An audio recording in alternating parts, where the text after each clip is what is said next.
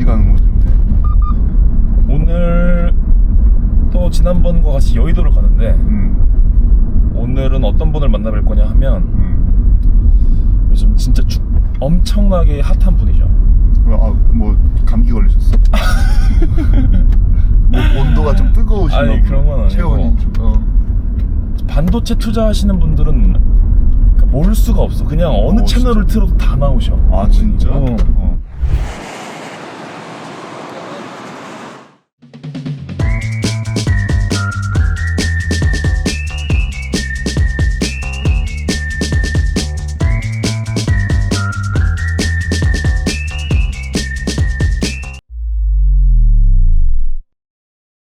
IT의 신!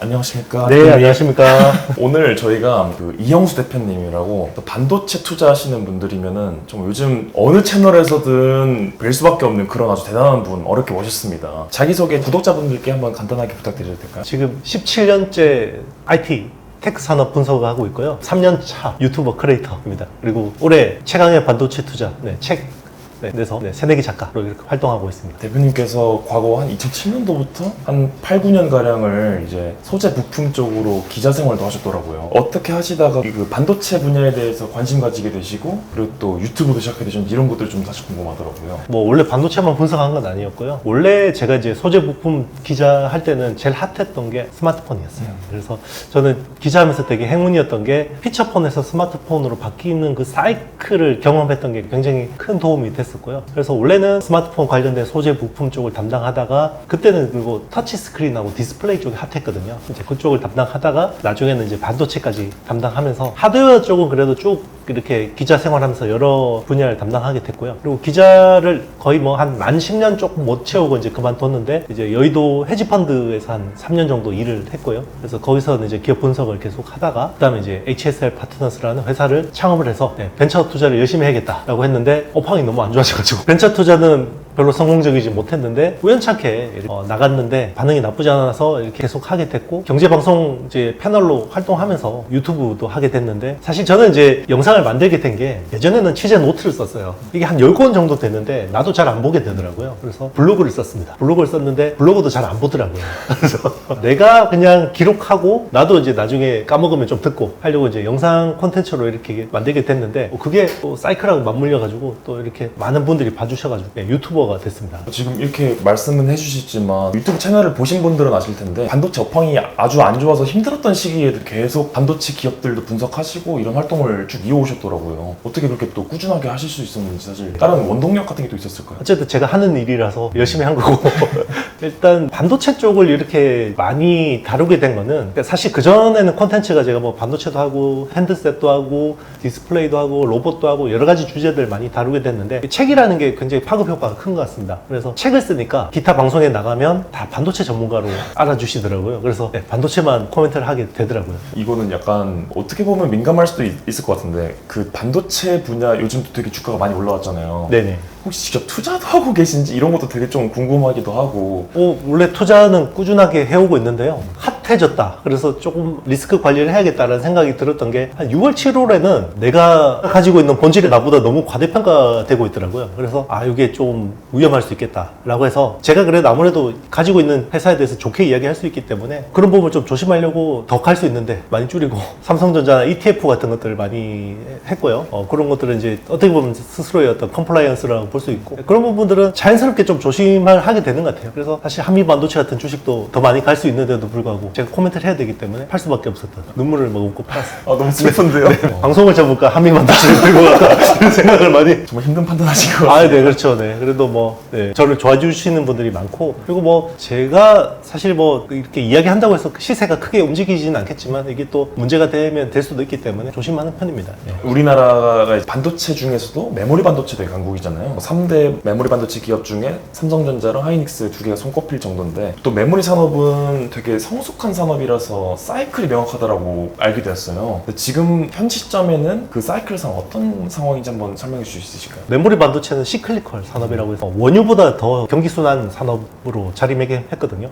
경제 가장 기초 원자재가 원유거든요. 지금은 원유보다 메모리 반도체가 더 기초 경기 원자재가 됐고, 그러면서 이제 보통 상승 사이클은 보통 1년 6개월에서 한 2년 정도 지속이 되고, 그리고 하락 사이클은 보통 1년에서 1년 6개월 정도 지속되는 흐름을 보이는데, 최근은 이 사이클이 굉장히 좀 압축되는 느낌이 있어요. 어떻게 보면 올 상반기에 반도체 관련주들이 좀 세게 반등을 했던 부분은 메모리 반도체가 이제 바닥을 잡고 올라오는 영향도 있지만, 이게 AI 혁명하고 중첩이 됐어요. 그래서 서로 상승 효과를 일으켜버린 거죠. 그래서 약간 좀 오버슈팅이 됐었는데 8월에 그래도 조정을 예쁘게 받아서 지금은 상승 사이클의 초입인데, 주가는 이미 30-40% 프라이싱 해버린 거죠. 앞으로 뭐 50% 60% 더 상승 에너지가 있긴 한데 초반이 탄력이 세요. 그래서 그 뒤로 갈수록 탄력은 떨어지는데 그래도 상승 룸은 아직 많다, 이렇게 보고 있습니다. 그 반도체 투자하시는 분들 중에서 직접 매일 아침마다 필라델피아 반도체 지수라든지 아니면은 반도체 가격까지 직접 확인하시는 분들도 계시더라고요. 여기서 그 반도체 가격이라는 게 어떻게 매겨지는지가 사실 저는 너무 궁금했었는데, 반도체 가격은 상승 사이클에서 되게 중요합니다. 그러니까 상승 사이클에서는 이제 고정거래 가격 추이가 되게 주가에 영향을 미치고요. 하락 사이클에서는 재고가 되게 영향을 미칩니다. 그래서 보통 그 하락 사이클이 끝날 때까지는 이제 재고에 대한 그 확인이 많고, 지금은 이제 상승 사이클로 돌아섰다라고 생각하기 때문에 가격을 확인하는 건데요. 그런데 이제 반도체 가격이 전체가 100이라고 보면 95 이상은 고정거래 가격이에요. 그러니까 뭐 아마존 웹 서비스나 마이크로소프트 애저나 뭐 이런 데서 정기적으로 사가는 가격이고요. 그 가격을 알 수가 없죠. 후행적으로 확인할 수밖에 없는데, 보통 서버 반도체 같은 경우는 월 단위로 고정거래 가격 내고를 하고요. 모바일 같은 경우는 분기 단위로 내고를 하는데, 최근에는 워낙 이 가격 하락폭이 크다 보니까 모바일도 막 거의 월 단위로 내고를 하기도 하거든요. 근데 이제 이 추이를 알려면 스팟 가격을 확인을 해야 돼요. 스팟 가격이요? 네, 스팟 가격이 뭐냐면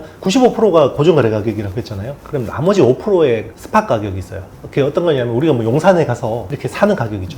유통상들이 사가는 가격. 그게 통상 한 달 정도의 선행지표 영향을 미칩니다. 그래서 스팟 가격이 오르면 그 뒤로 한 달쯤 있다가 고정거래 가격이 오르고, 스팟 가격이 내리면 고정거래 가격이 내려가는 그런 모습들이 있는데, 지금은 스팟 가격하고 고정거래 가격이 서로 반대 방향으로 움직이는 상황이죠. 스팟 가격과 고정거래 가격 이런 개념에 대해서 전 처음 알게 됐는데 너무 유익한 것 같습니다. 그 반도체 가격에 요번에 인공지능이라는 게 맞물려서 되게 급하게 상승했다라고 하셨잖아요. 인공지능의 반도체가 어떻게 사용되길래 연관이 있었던 걸까요? 보통 이제 인공지능이라는 기술 자체가 어떻게 보면 뭐 표준화되거나 막 이런 게 아니라 굉장히 훅훅 바뀌어요. 그러니까 굉장히 마이너한 기술이 갑자기 메인스트림이 되는 경우가 되게 많거든요. 그러면 거기에 제반된 하드웨어 인프라들이 준비가 안 되는 경우가 많아요. 예를 들면 오스트랄로피테쿠스에서 하나씩 이게 제거되면서 내려오잖아요. 네네. AI 기술도 그런 식으로 계속 경쟁 기술들을 물리치고 내려오는데, 머신러닝이라는 큰 줄기 안에서 딥러닝이라는 기술, 사람의 신경망을 모방하는 기술이 이제 메인이 됐고, 그것 때문에 이제 GPU라는 반도체가 중요해진 거예요. 옛날에는 다 CPU 기반으로 그 AI를 연구를 했었거든요. 근데 딥러닝이라는 기술 덕분에 이제 GPU 기반이 됐고, 2016년 알파고, 그때가 이제 정말 어떤 정점을 찍은 거고요. 지금 우리 챗GPT라는 이 기술 때문에 AI가 갑자기 특이점을 넘어버린 건데, 작년 말부터 이게 기술이 확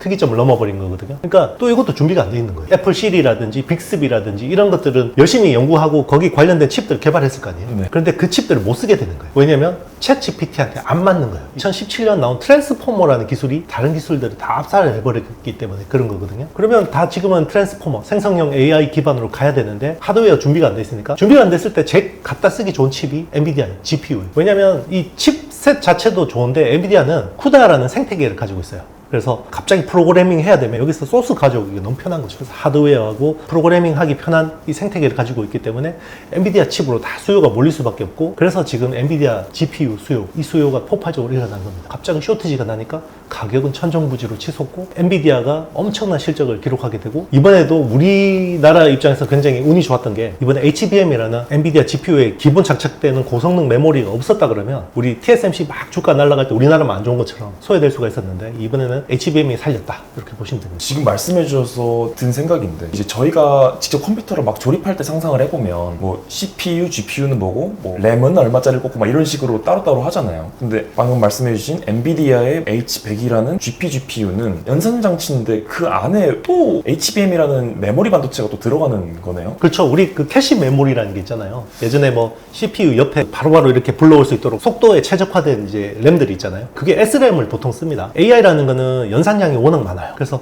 데이터를 굉장히 대량으로 땡겨와야 됩니다. 그래서 기본적으로 캐시 메모리가 40GB나 80GB 정도는 옆에 있어야 되기 때문에 우리 주상복합처럼 프로세서 옆에 D램 아파트를 만들어서 요 지하로 연결해 놓는 그게 2.5D 구조거든요. 그 방금 말씀해주신 캐시 메모리라는 거는 연산 장치 바로 옆에 붙여놓는 네네, 임시용 저장 장치 같은 네네. 개념인 거죠? 맞습니다. 그리고 거기에 그 HBM이라는 네네. 게 부착이 돼야 되는 거고. GPU 바로 옆에 붙어 있는 HBM이라는 캐시 메모리가 있고 이 서버를 꾸리는데 또 DDR5 D램을 써야 돼요. 지금 말씀해 주신 게 그 AI 학습이라는 게 되게 과도기적이라서 되게 비주류 기술이었던 게 주류로 자리 잡고 확확 바뀌면서 기업들이 되게 준비가 되지 못한 상황들을 마주하는 경우가 있다고 말씀해 주셨잖아요. 그럼 지금 또 엔비디아의 GPGPU라는 것을 통해서 꾸려지는 인공지능 학습이라는 게 또 새로운 변화로 변경되게 되면은 그때 또 HBM이 덜 필요하게 되고 이럴 수도 있는 건가요? 그러니까 이제 데이터 학습은 이미 게임이 끝났어요. 데이터 학습 시즌에는 그냥 엔비디아 GPU를 써야 됩니다. 그게 아예 결정이나. 네, 결정이 된 거죠. 그래서 지금은 모든 빅테크 업체들이 심지어 사람을 잘라서 지금 AI 쪽으로 예산을 편성할 정도로. 왜냐면 옛날에 우리 인터넷 혁명, 월드와이드 웹 때도 그랬고 처음에는 막 수많은 검색 엔진들이 있잖아요. 뭐 라이코스도 있었고 뭐 한미르도 있었고 엠파스도 있었고 결국은 다 정리되고 두세 개만 살아남거든요. 모바일도 마찬가지입니다. 처음에는 수많은 OS들이 난립하고 뭐 파이어폭스, 윈도우 모바일 막 이런 거 있지만 정리되고 두세 개만 살아남죠. AI도 결국은 지금은 우후죽순으로 경쟁을 하고 있는데 결국 메인이 되는 AI는 두세 개만 살아남을 거예요. 그게 파운데이션 AI라는 모델인데요. 데이터 트레이닝을 해서 성능을 좋게 하려면 세 가지 요소가 필요해요. 일단은 파라미터라고 하는 이제 컴퓨팅 파워예요. 사람의 그 뉴런하고 시냅스 반응을 모방하는 게 AI 반도체인데 그게 이제 파라미터라는 걸로 컴퓨팅 파워로 구현이 되거든요. 그러면 최소한 1750억 개의 파라미터를 구현하려면 엔비디아 A100이라는 칩을 1만 개를 써야 돼요. 1만 개요? 네, 1만 개가 필요하고요. 그리고 기본적으로 데이터 시트가 5조 개가 필요해요. 5조 개? 네, 그러니까 책을 5조 권을 읽어야 돼요. AI가. 기본적으로 1만 개의 A100의 컴퓨팅 파워를 돌리면서 5조 개의 데이터를 학습을 시켜야 되고 그 다음에 중요한 게 모델링. 근데 지금은 모델링하고 알고리즘보다는 모든 게 지금 컴퓨팅 파워에 초점을 맞춰줘요. 특이점이라는 게 사람하고 비슷해요. 처음에 애를 낳으면 애가 처음에는 옹알이만 하고 엄마 아빠만 해도 감동하고 그러거든요. 근데 얘가 어느 순간 옆에서 딱 서가지고 제가 이 휴대폰으로 게임을 해야 되는 이유를 세 가지를 말씀드릴게요. 이런단 말이에요. 네. 얼마 전까지 똥 싸던 애가. 그럼 이게 특이점이거든요. 얘가 언제 컸지? 이렇게? 그게 AI도 그래요. 처음에는 막 질문을 해보면 답변이 허접하기 이를 데 없는데 어느 순간 얘가 사람처럼 말을 해요. 그게 보통 한 1000억 개 정도의 파라미터를 하니까 요게 특이점을 넘더라는 거죠. 근데 중요한 게 A100 1만 개를 쓰면 지금 챗GPT 수준의 그 성능을 내는데 2만 개를 쓰면 3만 개를 쓰면 계속 좋아져요. 선형적으로. 그러면 지금 빅테크 업체들 입장에서는 모든 예산을 줄여서 엔비디아 칩을 많이 쓰면 쓸수록 자사의 AI 모델이 좋아져요. 그러면 결국 살아남을 가능성이 높은 거죠. 그러니까 글로벌 군비 경쟁에 가까운 거죠. 그 군비 경쟁에서 총알하고 미사일 같은 게 엔비디아 GPU라고 생각하시면 돼요. 이게 지금 그 세 가지 요소 중에 컴퓨팅 파워만 네. 지금 되게 제일 초점이 중요한 맞습니다. 그 이유는 혹시 뭘까요? 그 다음은 데이터예요. 빅데이터. 그러니까 지금은 빅데이터가 웹상에 굉장히 많잖아요. 근데 이게 문제가 뭐냐면 생성형 AI 얘가 콘텐츠를 생산하기 시작하거든요. 그게 웹을 오염시켜요. 오염시킨다. 네, 오염시키는 거예요. 생성형 AI가 만들어낸 글과 그림과 이런 것들이 막 그 웹상으로 막 많이 퍼져지죠. 사람은 이걸 몰라요. 그런데 이 오염된 데이터를 가지고 학습을 하면 오리지널 데이터를 가지고 학습한 애보다 효율이 확 떨어져요. 그러면 지금은 컴퓨팅 파워, 그러니까 엔비디아 칩을 많이 가지고 있는 게 경쟁 포인트인데 여기서 뒤처지면 나중에는 이제 빅데이터도 불리해지는 거예요. 그러니까 급하게 투자를 할 수밖에 없죠. 지금 모든 기업들이 네. 그 엔비디아 칩을 구하기 위해서 급한 상황이라는 게 이제 좀 이해가 되는데요. 엔비디아 칩에 이제 HBM이 들어간다라고 말씀해 주셨잖아요. 네. HBM이라는 걸 또 찾아보니까 D램이라는 반도체가 여러 개 붙어 있는 거라고 하더라고요. 또 제가 알기로는 삼성전자나 SK하이닉스의 주력 제품인 그 D램이 재고가 엄청 많이 남아 있었는데 네네. 그 재고인 애들로 HBM을 만들 수도 있는 건가? 이런 생각이 들었는데 그런 건 아닌가요? 공정을 바꿔야 됩니다. 그러니까 D램이라는 거는 우리 DDR5라는 규격이 있죠. 설계 규격에 맞게 만드는 D램이 있고 요거는 이제 PC나 서버 쪽에 쓰는 거고요. 요즘에는 PC하고 서버 D램이 달라요. 그리고 모바일을 쓰는 거는 LPDDR이라서 또 규격이 달라요. 그리고 이거를 전환을 해서 HBM용 D램 라인으로 만들어야 되는 거예요. 그러니까 요즘에 이제 그런 이야기가 나오는 게 DDR5 라인을 HBM으로 전환을 하게 되면 캐파가 40% 줄어드는 효과가 나타나요. 그러면 감산... 그렇죠. 자연스럽게 감산이 되는 거예요. HBM 생산량이 늘어날수록 D램의 생산 능력이 줄기 때문에 그래서 지금은 D램 쪽은 가격이 빠른 속도로 반등을 하고 있는 거고 낸드 플래시는 오히려 별로 지지부진하죠. 그러니까 지금 만들어져 있는 D램을 가지고 그렇게 쓰는 건 불가능하지만 네, 설계가 다릅니다. 생산하는 라인을 네. 그 HBM용 라인으로 만들게 되면서 자연스럽게 감산 효과가 나타나고 있다. 네네, 맞습니다. 딱 지난주 금요일이었죠. 삼성전자에 관련된 기사가 하나 났었는데 원래는 그 전까지는 SK 하이닉스만 엔비디아에게 납품을 했었는데 이제는 삼성전자도 납품할 거다 라는 기사가 났었잖아요. 근데 제가 또 찾아본 바로는 삼성전자가 HBM이라는 걸 연구하기 위해서 만들었던 팀을 한번 해체까지 했었던 걸로 들었는데 그게 지금 이렇게 빨리 다시 양산할 수 있는 게 가능한 건가요? 그래서 좀 회의적으로 보는 시각도 많죠. 그래서 이제 팀을 2019년에 해체를 했기 때문에 이거를 다시 팀을 리빌딩하고 인력들을 다시 데려오고 한다고 해도 이게 빨리 HBM3를 양산할 수 있을까라고 이제 의문을 가지는 분들도 있고 그래도 삼성인데 저기서 수많은 인력과 자본금이 투입되면 쉽게 될 수 있어 라고 보는 쪽도 엇갈리는 거죠. 그게 언제 확인이 되냐? 이번 달에 확인이 됩니다. 삼성전자 DS 사업부문장인 경계현 사장이 9월 중에 HBM3 양산하겠다라고 공언을 했고 연내 HBM3P라는 버전과 HBM4까지 만들어서 고객사한테 샘플로 제공하겠다라고 이야기했거든요. 그리고 최근에는 엔비디아하고 AMD의 TSMC의 그 주상 복합 구조 있잖아요. 2.5D 코어스라고 합니다. 칩 온 웨이퍼 온 서브스트레이트라는 그 공정을 삼성은 이제 iCube라는 기술로 이제 대체를 할 수 있는데 그것까지 해서 HBM3하고 iCube까지 해서 턴키로 제공해 주겠다. 턴키라는 건 어떤 거? 턴키는 이제 그거죠. 이제 제조 쪽에서 보면 그냥 공장 만들고 설비 다 어떻게 보면 사와서 세팅하고 이제 그런 실력이 없을 경우에는 다 그냥 만들어주고 키만 넘겨주는 거죠. 그러면 우리가 공장 돌아갈 수 있게 다 일괄로 해주겠다. 왜냐면 TSMC는 코어스를 하지만 결국 HBM이라는 D램 아파트를 하이닉스한테 가져와야 되고 거기서 물류나 이런 부분에 복잡성이 생기잖아요. 근데 삼성은 다 인하우스에서 다 해버리니까 메리트가 있다는 거죠. 물론 삼성이 iCube와 HBM3를 잘 만들어야 된다는 전제가 있습니다. 이번 달이 되게 그 삼성전자에게는 큰 중요한 분기점이 되겠네요. 그렇죠. 테크 주식의 향방이 9월 중에 굉장히 중요한 영향을 미치죠. 지난주 금요일 날에 해당 기사가 나오면서 또 동시에 삼성전자에 대한 시티증권의 목표 주가가 상향이 된 것도 발표됐었어요. 그때 목표 주가가 뭐 12만 원으로 상향이 됐는데 근데 그때 이제 본주랑 우선주를 합치면은 그 12만 원을 가정했을 때 삼성전자 전체 시총이 800조가 되던데 이게 현실적으로 가능한 그런 규모인 건가요? 삼성이 만약에 파운드리 쪽에서 턴키 수주를 받는다 그러면 충분히 가능하다고 보고 있고요. 그만큼 이게 전체 반도체 시장에 미치는 영향이 커요. HBM이라는 반도체 자체도 기존의 메모리 반도체의 멀티플을 리레이팅 시킬 수 있는 요인이거든요. 왜 그러냐면 메모리 반도체라는 건 표준화된 제품이고 그래서 미리 생산해 놓고 재고가 생기고 이걸로 인해서 가격 변동이 일어나죠. 수요가 꺾이면 가격이 폭락하고 수요가 조금 부족하면 가격이 폭등하고 그래서 시스템 반도체, TSMC나 이런 회사들에 비해서 국내 메모리 업체들이 멀티플을 낮게 받는 이유예요. 그런데 HBM은 주문형이에요. 엔비디아가 이만큼 필요해 라고 하면 무조건 사가는 거예요. 그래서 내고가 없습니다. 연단위 계약이에요. SK 하이닉스가 지금 전체 D램에서 HBM 매출 비중이 한 15% 정도로 추정이 돼요. 연내 이게 20%를 넘어갑니다. 그러니까 PBR 기반으로 삼성전자하고 SK 하이닉스 주가가 디커플링 된 이유가 여기 있는 거예요. 이게 제가 한 달, 두 달 전까지만 해도 SK 하이닉스 전체 매출 중에 HBM 매출 5% 정도로 추산됐다라고 리포트에서 봤던 것 같은데 벌써 15%까지. 네, 2분기 컨퍼런스 콜에서 이제 발표한 게 GDDR하고 HBM 포함해서 20% 매출 비중을 넘었다. 이게 1분기에 10% 대비해서 2배가 늘었다. 라고 이야기했는데 지금 GDDR이 한 5%, HBM이 한 15% 정도로 추정이 됩니다.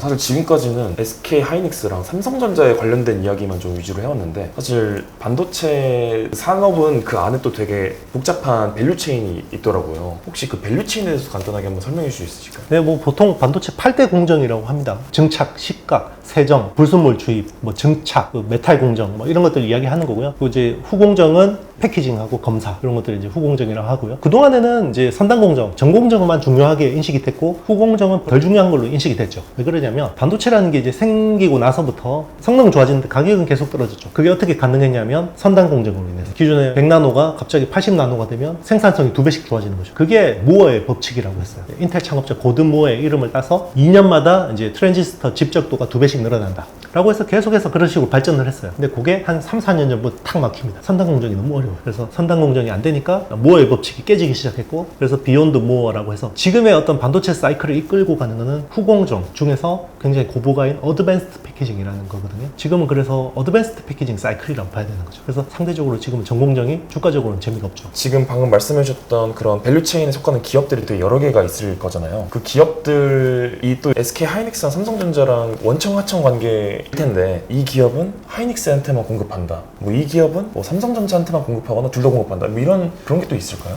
네, 있습니다. 장비 회사 입장에서는 매출 비중이 높을수록 그 회사한테 오리엔트 될 수밖에 없는 거고요. 대표적인 게 원익그룹이에요. 원익 IPS 같은 업체들은 삼성만 팔아야 돼요. 그래서 중국이나 하이닉스 쪽에는 좀 팔기가 쉽지 않고요. 그 외에 뭐 삼성 매출 비중이 30% 언더인 회사들은 삼성도 납품하고 하이닉스도 납품하고 그런 경우가 많죠. 그래서 그거는 케이스 바이 케이스입니다. 네, 방금 말씀해 주신 게 이제 원청 하청 관계에 대해 설명을 해주셨는데, 원청과 하청 관계 있으면은 어느 정도 주가도 같이 가게 되고 이런 거잖아요. 저희가 투자를 직접 하는 관점에서 그럼 어떤 요소들에 좀 더 집중을 해야 되는지, 그리고 어떻게 그 원청 하청 관계가 이루어지는지 공부할 수 있는 방법도 좀 궁금하거든요. 일단은 사업 보고서를 열심히 읽어보시면 나오고요. 고객사 매출 비중이 나와 있는 보고서들이 대부분입니다. 그래서 삼성전자 향 매출 비중이 뭐 70% 이상, 뭐 이렇게 되면 거의 오리엔트 되어 있는 회사라고 보시면 되고요. 그 외에는 뭐 여러 회사들하고 거래하고 있다, 그러면 특별히 바인딩 되어 있는 건 아니다라고 볼 수가 있는 거고요. 그리고 이제 지금 좀 주목해야 되는 거는 HBM이라는 키워드는 올해 계속해서 중요한 모멘텀이 될 것 같아요. 그래서 그동안에 이쪽 그 시세를 주도해온 쪽은 SK 하이닉스 쪽 밸류 체인이거든요. SK 하이닉스의 핵심적인 장비를 납품하는 한미 반도체가 거의 5배, 6배 올랐죠, 연초 대비해서. 그래서 이제 지금은 밸류에이션 부담은 하이닉스 쪽이 좀 높은 편이에요. 그런데 9월 중에 삼성전자가 새로운 뭔가 경쟁 포인트를 만들어낸다 그러면 그쪽 밸류 체인을 보는 게 나을 수도 있겠죠. 그래서 지금은 삼성 쪽에 있는 밸류 체인 중에서 어드밴스드 패키징 쪽으로 노출도가 있는 회사들을 주목하는 게 좋은데, 뭐 예를 들면 최근에 많이 오르긴 했지만 하나마이크론 같은 회사들이 일부 어드밴스드 패키징의 외주를 담당할 가능성이 있다라고 이야기되고 있고, 그리고 이오테크닉스라는 레이저 장비 회사가 어드밴스드 패키징 쪽에 이제 노출도가 있고, 그리고 뭐 인텍 플러스 같은 검사 장비, 그리고 이제 TC 본딩이라는 핵심적인 장비 안에 들어가는 소모품 하는 이제 미코라는 회사, 그런 회사들도 충분히 주목받을 수 있다고 보고 있습니다. 오늘 이렇게 반도체에 대해서 되게 넓으면서도 깊게 한번 공부를 해봤는데, 지금 이 영상을 보고 이제 반도체 분야에 새롭게 관심을 갖게 된 초보 투자자분들이 많이 계실 것 같아요. 그 분들에게 이건 꼭 유의했으면 좋겠다 해주실 말씀 있으시다면? 특별히 유의할 건 없고요. 반도체 투자 그러면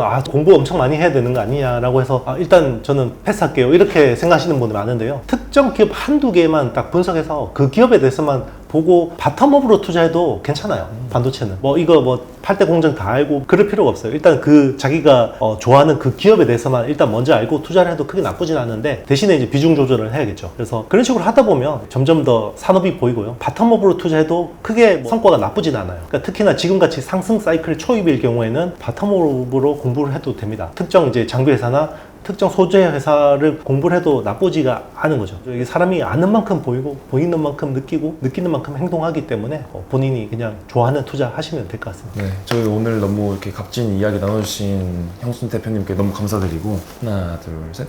안녕. 제가 너무 숙달이가 좀 살짝 미숙해가지고. 네, 괜찮습니다.